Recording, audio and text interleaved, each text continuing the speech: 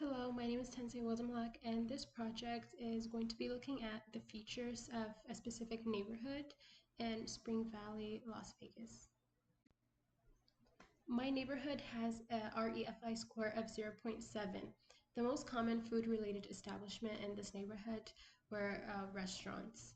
So within a 20-minute walk, we can find 8 restaurants, 4 fast food outlets, 3 convenience stores, 1 grocery store, and 0 specialty food stores.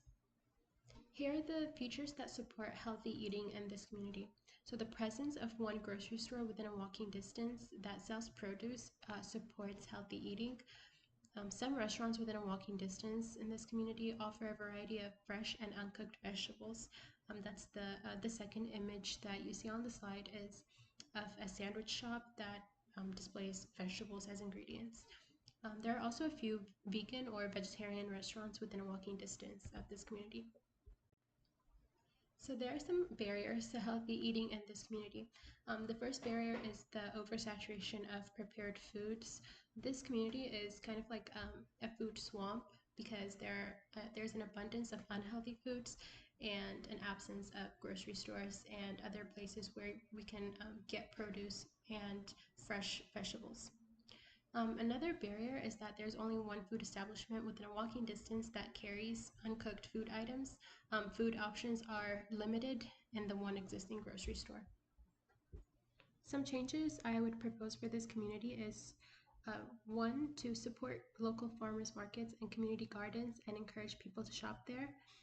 To increase access to public transportation by building more bus stops so that people can travel and purchase food, and to create scenic, pedestrian safe, and biker safe streets that provide safety, shade, and seats. Moving on to physical activity. Within a walking distance, there are 0 parks, no playgrounds, and no exercise equipment in this community. The nearest park has all 3 features, but it's 27 minutes away on foot, which can be challenging. The only available infrastructure for physical activity in this neighborhood are sidewalks. The presence of clean and maintained sidewalks is a strength that supports physical activity. There is a park with a playground, trail, and sufficient exercise equipment that is only 27 minutes away. Some barriers are that the sidewalks don't have an overhead cover or enough trees that provide shade, which can discourage walking, especially during the summer. There are no neighborhood parks and green areas in the cul-de-sacs. Here are some structural changes that I would recommend. The first one is to create small parks and green areas within neighborhoods, and also to plant more trees on the sidewalks to provide more shade, and also building a cover for that same purpose. I would also work with local communities and schools to allow more kids to walk to school. Moving on to bikeability. This neighborhood has a bikeability score of 43, which means that it's somewhat bikeable with minimal bike infrastructure. The presence of low-traffic neighborhood streets support biking as a recreational activity rather than a means of transportation.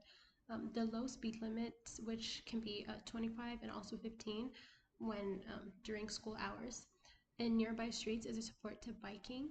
Some barriers are that there's an absence of bike lanes, and there's also inconsistency and gaps within sidewalks. So like some sidewalks can abruptly stop, which can be a barrier to biking. As you can see in the top picture, my current neighborhood has no bike infrastructure. So my recommendation to ensure bicyclist safety and attract cyclists is to create a 4 feet wide bike lane, and also use markings to define the bike lane.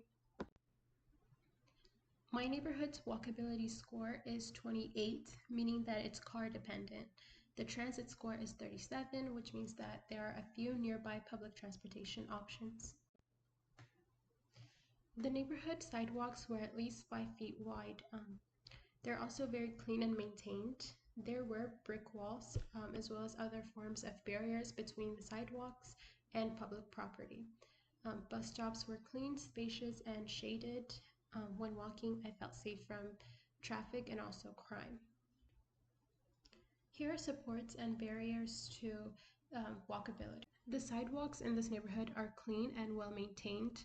They're smooth and there are no cracks. There's a furnishing zone in the sidewalks which enhances pedestrian safety. In this furnishing zone, there are different kinds of plants which also enhances the aesthetics of the neighborhood. All traffic lights have pedestrian signals. The trees provide shade for pedestrians, and there are also seats provided for pedestrians. There are curb cuts that increase accessibility for mobility device users.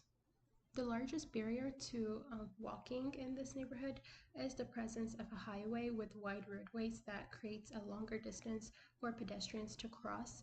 This makes it more challenging and potentially dangerous, especially for people who use mobility devices. One structural change I would implement to improve walkability in this neighborhood is to make all sidewalks in this neighborhood wide and created with the ribbon design.